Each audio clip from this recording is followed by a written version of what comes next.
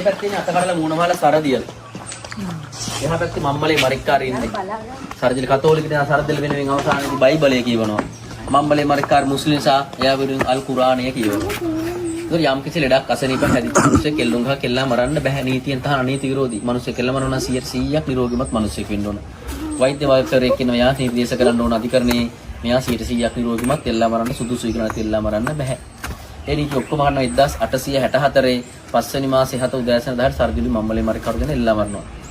ඊට පස්සේ ලණුව කපනවා පය දෙකක් ගියාට පස්සේ තහවුරු කරනවා මැරුණා කියලා. අරයි යනවා කරත් එක දාන නුවර කටුගස්තර පාරේ කනත් අතන මහයියාව කියලා මහයියාවට අරගෙන ඉන්නලා වලවල් දෙකක් කපලා වලවල් දෙකට දාලා බිමට සමතලා කරනවා රාජ්‍ය ද්‍රෝහියෝ දෙන්නෙක් වශයෙන් හංවඩු ගහලා. ඒක දාලා තියෙන චෝදනා තමයි ඉංග්‍රීසි ආණ්ඩුවට විරුද්ධව වැඩ කිරීම, හොරකම් කිරීම, මංකොල්ල කෑම, මිනිමැරීමට තියෙන අවියවද පැනගෙන ගොඩාක් චෝදනා. ඒ චෝදනා තමයි මුස්ලිම් මිනිස්සුන්ගේ එනකොට හොරෙක්, හතුරෙක්, මංකොල්ලකාරයෙක්, මිනිමරු වෙනුවෙන් හැම දෙයක්ම කරේ දුප්පත් අහිංසක මිනිස්සු වෙනුවෙන්. ඒ සර්දිල ඔය තත්ත්වපත් කරේ ආරක්ෂිරාල ප්‍රදී හවුකරකම් කළා හිරියරියා.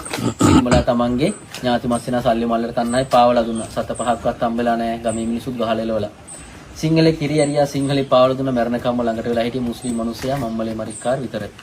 අවසානයේදී සර්දිල් මරණට වයස අවුරුදු 32යි මම්මලේ මරික්කාරගේ වයස අවුරුදු 32යි දෙන්නම් බැඳලා නැහැ අවිවාහක පුද්ගලයෝ දෙන්නෙක් බෝගම්බර බන්ධනාගාරයේ එලිමහන් පූරකේ අවසාන වතාවට එල්ලා මැරුවේ සර්දිලි මම්මලේ මරික්කාරෝ විතරයි.